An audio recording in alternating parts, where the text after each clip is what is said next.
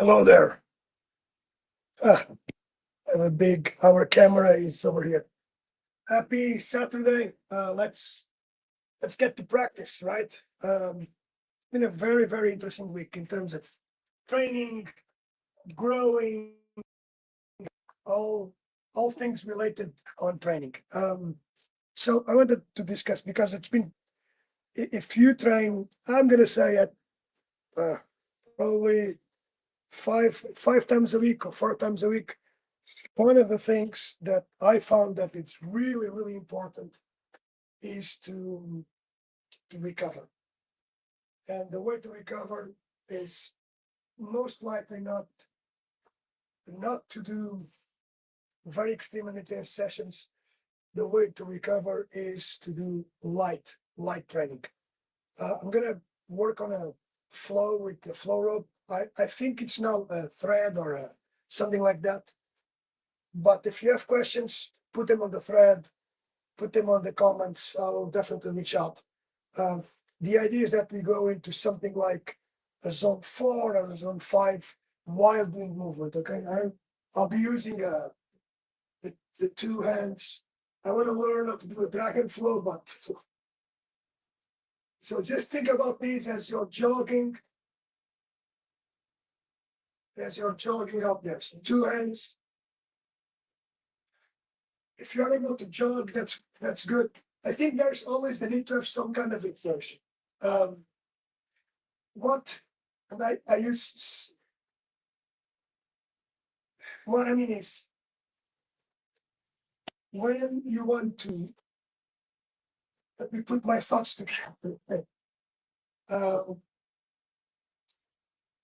Completely stopping, probably not the best way. It's going to well, if you completely stop, most likely you will, I'm gonna say probably lose the will to train. So if you have at least some good, I'm gonna get good some people that you can work with or train, I believe that would be more beneficial to do like a 15-20 minute session than let's put the legs. Do a 20-minute session of walking, but put some exertion in that. What do I mean by this? Like being here like for a couple of minutes, no problem. Need to put the rope flowing faster, right? And the same thing is if you're mostly focused on martial arts, what I have been here. You're mostly focused on martial arts, it will be your shadow boxing. And yes, that's like it's a good way to think about that. Now I have a privilege that I have my own studio and gym, but you have YouTube, guys.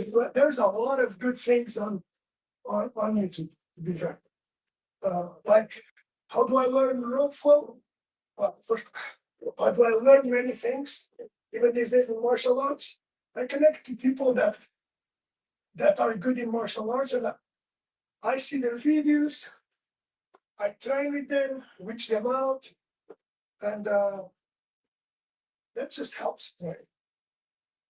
They can analyze movement. This is not the age where there's a secret crazy tool on a DINMAC. DINMAC is a thing that is said that is a death touch.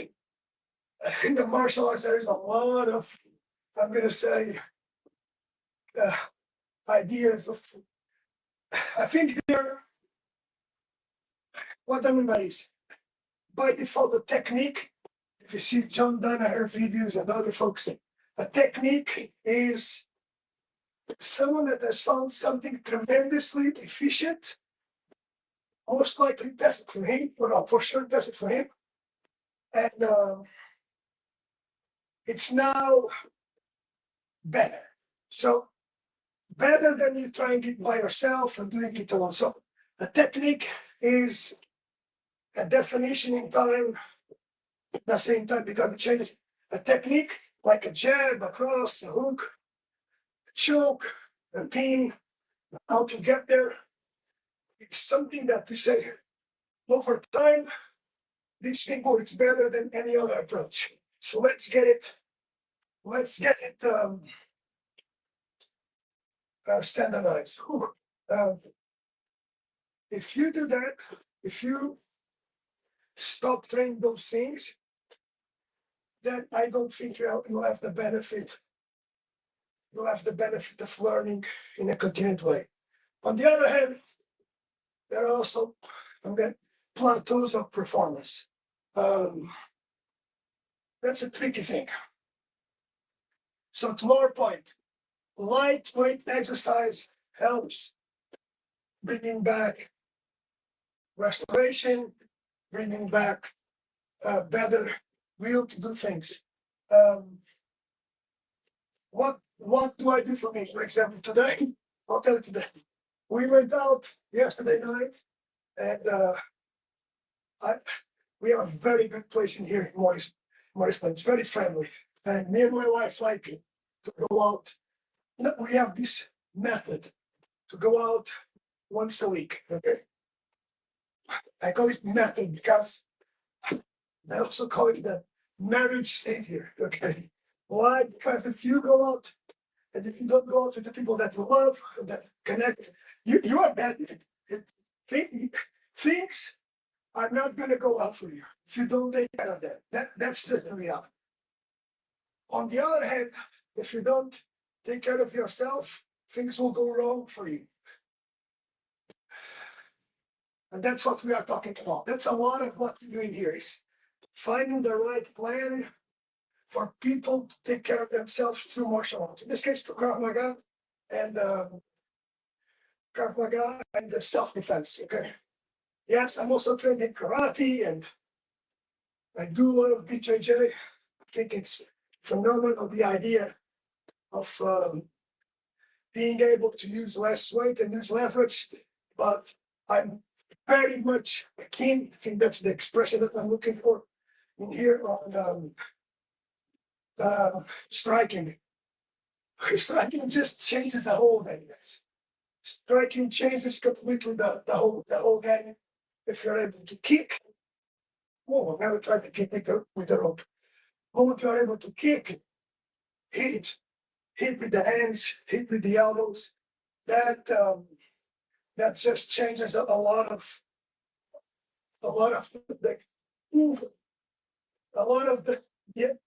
the equation of martial arts. Equation meaning, okay, somebody's trying to do something to you, and they're like, how am I going to get out of this? Good.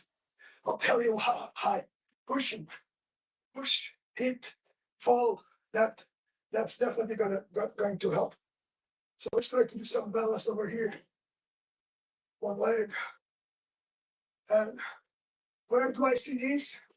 We have now a program for older adults, different intensity levels. And balance is a key thing. We lose, unfortunately, with age.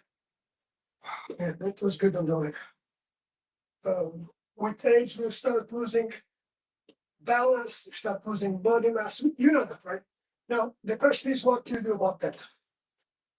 And what I've learned is that if you're not too bad, and this is one of the key concerns when doing the programming here. If you're not too bad, meaning you're not too frail, it's a tough word in the US. I never thought it was so hard. If you're not too frail, you are able to go back to some levels of sparring. And I'll do an example of what is when we finish the rope flow. An example of what is light shadow boxing. Okay, that leads into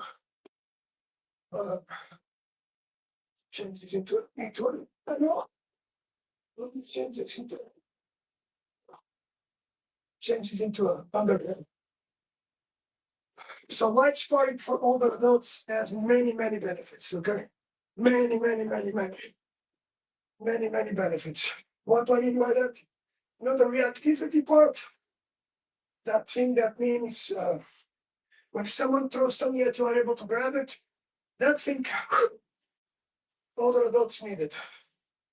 Well, everyone needs it, but older adults more. Why am I talking about older adults? Because hopefully we'll all get there. And we'll all get to that phase of life that is getting getting older.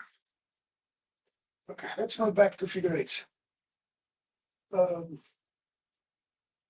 So again, heart rate. Okay, conditions to know where you are in terms of am I doing a zone 5? Think about. I hope I've got the numbers right. But think about this. A lot of exertion means that you are really like fast, working, closing, pushing. Imagine sprint, right?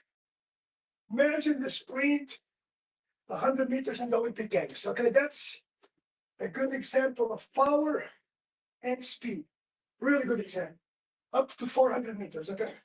After that, you see like the speed of execution over time, meaning don't see things as fast. And they're like, okay, this guy's moving fast, but they don't run as fast. They don't move the arms as fast as you've seen before. Then what I'm doing now, it's, I would say, an example of a way to recover. Got it? I can talk. I don't feel that my breath is too hard. Like, but I can withstand this activity for a longer time. Got it? I have to think about this. Can I extend this like 20 minutes, even an hour? Okay? If I start, I'll do an example in here. If I start doing this really fast, can I maintain this? I would need to train a lot, but speed and accuracy will go away. Okay, so in here, then double in here. I will try to make that speed, those doubles, and to see what happens to the breath. It starts going really like, whoa. So that, then you come back in here. Another way to think about this is going back to the shadow boxing exercise. Let's drop the rope. That's my shadow boxing. Shadow. I heard this yesterday talking about shadow fight. I think shadow boxing is more appropriate. If you essentially use your hands, that would be boxing. Okay. This shadow fight, of course, you throw the hands, you connect with the leg, your hands go slow. The point in here is you want to mimic what you would do if you had to fight someone, okay? And just like from the interview position, if you're here, okay, things are nice, and then you probably need to accelerate to here. Then your technical solutions come in. What I mean by technical solutions? Okay, the things that I can do. Now, shadow boxing, I'll do this in here. We'll do like a minute of this. Throwing palms. When you throw palms, the objective is that you move forward. I find for self-defense purpose, look, the punch is better because we have to connect a lot of things, a lot of joints to be aligned when you punch. So this is so much easier. Throw the palm in there. I'm training on palms and then snapping to clinch. Okay, you see, from MMA, something that I think it's just for self-defense. Strike, hit the groin, and I'm gonna say grab. But all of that you can train in your shadow. Okay. From here, like use both sides. If you're older, even if you're an athlete, remain around the 70% mark in here with the lead leg, your best leg in front. Remember with the lead leg in front in here. And then sometimes change the other leg. Okay. So the other 30%. Hands up. start including those head movements over there, so that you're not like a standing head, a standing title. There, palm strikes. Then you can start adding the legs. What we are training now is essentially ensuring that if you strike with the palms and he goes back, you've got a good opening for your groin kick. Same again here. Videos are good because I could see that my lead hand drops, so maintain them up. Hands up. And think about this. Krav Maga is a forward system. I'm going to call it a forward system, independent of the experts. You want to go into the attack. Sometimes you need to go back to go in, but most of the times, if something is coming, your objective is to go in, find that center line, and cause damage. And yes, being explosive. Right now, you are putting reps of something that you want to do. And here's the paradox. So here's why it's important. I'm gonna pause. Why it's important to train with a partner. Everything that we've done in there, the shadow, the hands go in. Think about the shadow because most likely your shadow resembles the movement and your movements. Even if it is with the grabs, even if you can use it for everything, okay? Most likely you're unable to roll or this to turn on the ground by yourself, but yes, you can go hand to palm, put the leg inside, make the throw to the ground, go to F kneel, strike, pass, mount, strike. All of those things are available in shadow because you own the movement. What I'm asking you is, when you train shadow, it's the gym of the mind. So when you are a beginner, the gym of the mind is what do I do with my hands and my feet? How do I move? But I would say after 2-3 classes, you're no longer a beginner. You already done your first jab, or you did your first clinch, or your first defense on the ground. One of these things, okay? So what you come to do in your shadow boxing, for example, as a warm-up, is a thoughtful process on, okay, I want to try this, you try it in your mind. And then, I think this is really important, translate this to your practice. Try things out with your partners.